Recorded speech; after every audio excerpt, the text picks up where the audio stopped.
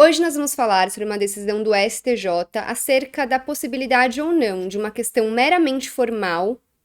ser capaz de absolver uma pessoa que havia sido condenada por um crime. Para quem não me conhece, meu nome é Michelle, eu sou advogada e mestre em Direito pela PUC-SP e professora universitária. Aqui no canal a gente analisa os precedentes judiciais, porque não basta a gente saber o que diz a lei escrita, a gente precisa saber como ela está sendo interpretada pelos nossos tribunais para garantir segurança jurídica, igualdade e legalidade.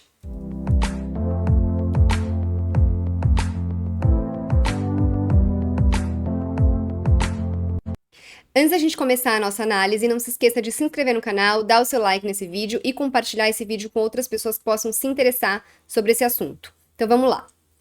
Esse caso ele tem origem em um recurso especial que a gente está analisando, que foi interposto pelo Ministério Público de Minas Gerais contra um acórdão que havia absolvido uma pessoa que foi condenada por tráfico ilícito de drogas em decorrência da ausência de assinatura no laudo toxicológico definitivo, entendendo que essa assinatura seria imprescindível para comprovar a materialidade do crime pelo qual essa pessoa foi condenada, o tráfico ilícito de drogas. Então, esse acórdão, que foi recorrido pelo Ministério Público de Minas Gerais, havia afirmado expressamente que a assinatura do laudo toxicológico definitivo por perito é imprescindível para a comprovação da materialidade do delito de tráfico de drogas, seja esta digital ou manual.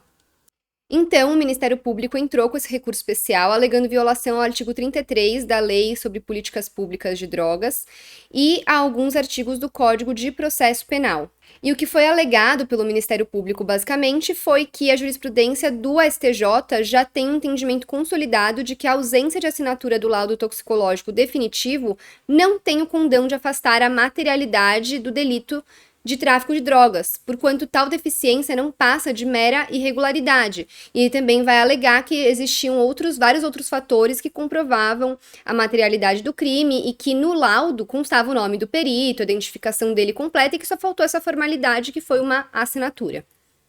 E aí, então, vai começar o julgamento propriamente dito. Então, o ministro vai começar afirmando que a questão suscitada no presente recurso já foi objeto de inúmeros julgados desta corte e cinge-se em definir se a assinatura do laudo toxicológico definitivo por perito criminal é imprescindível para a comprovação da materialidade do delito de tráfico de drogas. E aí ele vai começar uma explicação sobre os tipos de crimes, né? Então ele vai falar primeiro que é certo que determinados crimes, dada a sua natureza, deixam vestígios materiais, ao passo que outros, sem resultado naturalístico, não permitem que se constatem vestígios. Em relação aos primeiros que deixam os vestígios, por força expressa da disposição do artigo 158 do Código de Processo Penal, há necessidade de realização do exame de corpo de delito. Então, o artigo 158 fala: quando a infração deixar vestígios, será indispensável o exame de corpo de delito, direto ou indireto, não podendo supri-lo a confissão do acusado.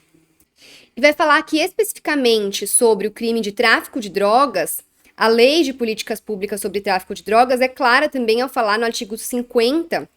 que quando ocorre a prisão em flagrante, para efeito da lavratura do auto de prisão em flagrante e estabelecimento da materialidade do delito, é suficiente o laudo de constatação da natureza e quantidade da droga firmado por perito oficial ou, na falta deste, por pessoa idônea. Aí o parágrafo 3º vai falar que, recebida a cópia do auto de prisão em flagrante, o juiz, no prazo de 10 dias, certificará a regularidade do laudo de constatação e determinará a destruição das drogas apreendidas, guardando-se a amostra necessária à realização do laudo definitivo. Então, agora ele vai explicar que existem dois laudos, então, previstos na lei. O laudo de constatação e o laudo definitivo. Então, o primeiro, denominado de laudo de constatação, deve indicar se o material apreendido é, efetivamente, substância ou produto capaz de causar dependência, assim especificado em lei ou relacionado em listas atualizadas periodicamente pelo Poder Executivo da União, devendo apontar ainda a quantidade apreendida.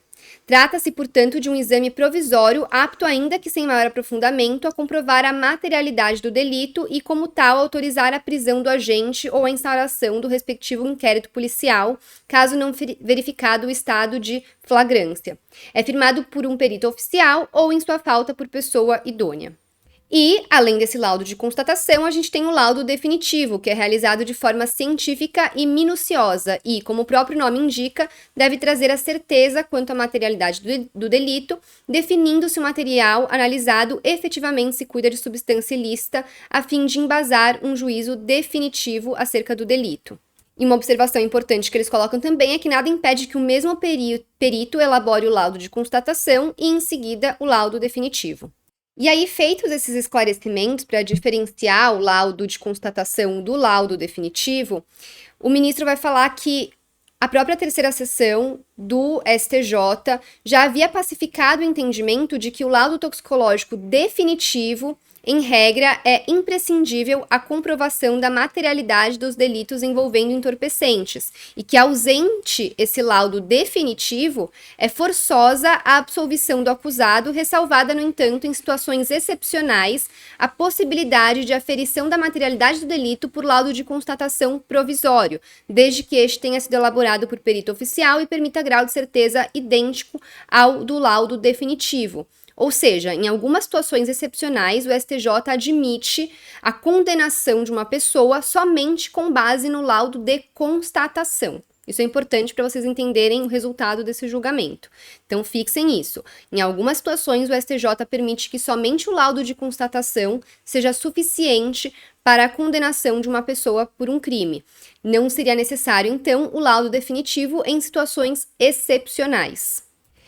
E agora vai ficar muito claro porque eu falei para vocês frisarem nesse ponto. Porque logo na sequência, o ministro vai falar: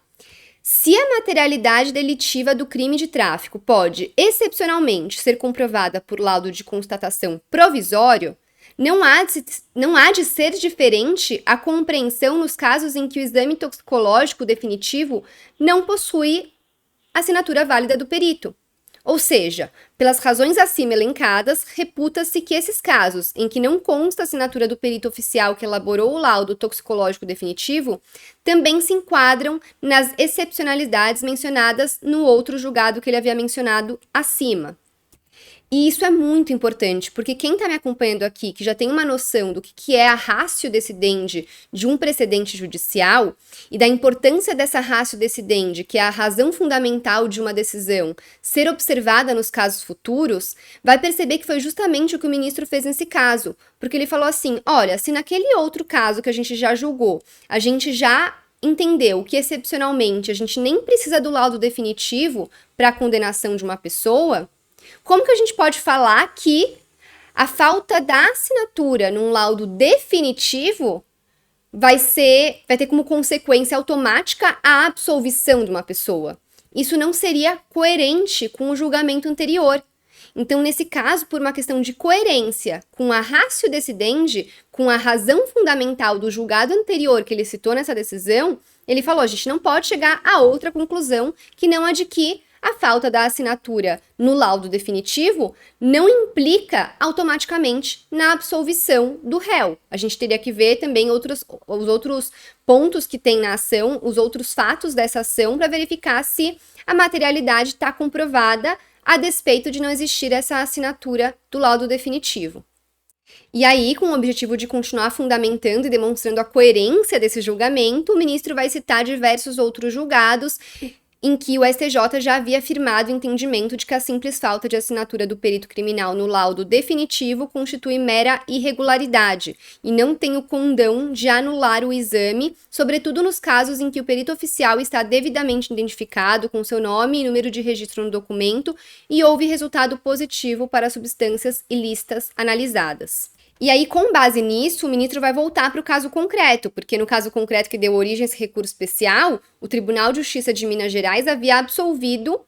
a pessoa que havia sido condenada em primeira instância com base na ausência dessa assinatura no laudo definitivo. E aí ele vai falar que, bom, a juíza de primeira instância havia julgado procedente, condenado a pessoa com base na prova material relativa ao crime de tráfico de drogas e à receptação, com base no BO, no auto de apreensão e no laudo de exame definitivo, que em segunda instância, por seu turno, os recorridos foram absolvidos sob o entendimento de que a materialidade delitiva do crime não havia sido devidamente comprovada, considerando a ausência da assinatura no laudo definitivo, e que com base no julgamento que acabou de ser analisado, onde se firmou o entendimento de que a falta da assinatura não é suficiente para a absolvição, não se pode falar, no presente caso, em ausência de materialidade delitiva. Então, ele vai citar que, além da existência de outros indícios que caminham no sentido de corroborar a autoria e materialidade do crime imputado aos recorridos, destaca-se que, apesar de não haver a assinatura do perito subscritor no laudo toxicológico definitivo, o laudo, cuja legitimidade se questiona, ostenta timbre oficial, a indicação do responsável pela perícia, bem como códigos de barra nos rodapés das páginas, identificando o documento, assim como no canto superior esquerdo das páginas do referido documento, etc, etc.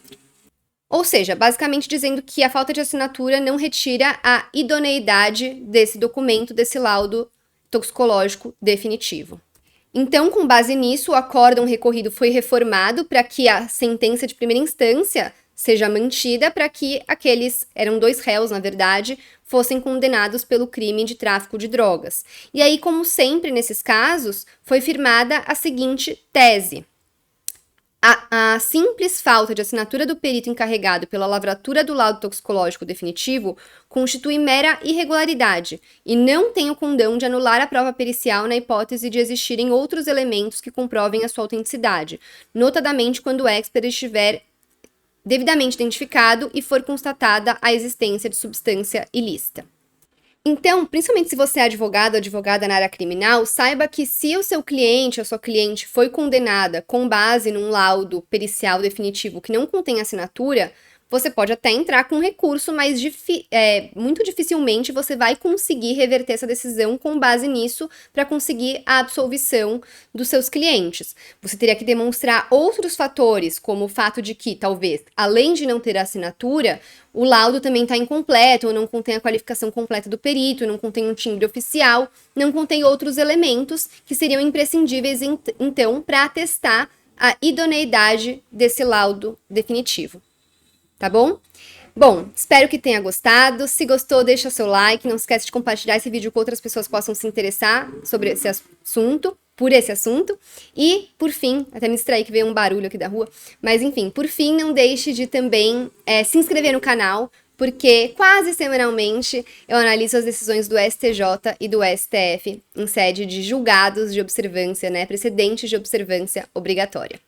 Obrigada e até breve.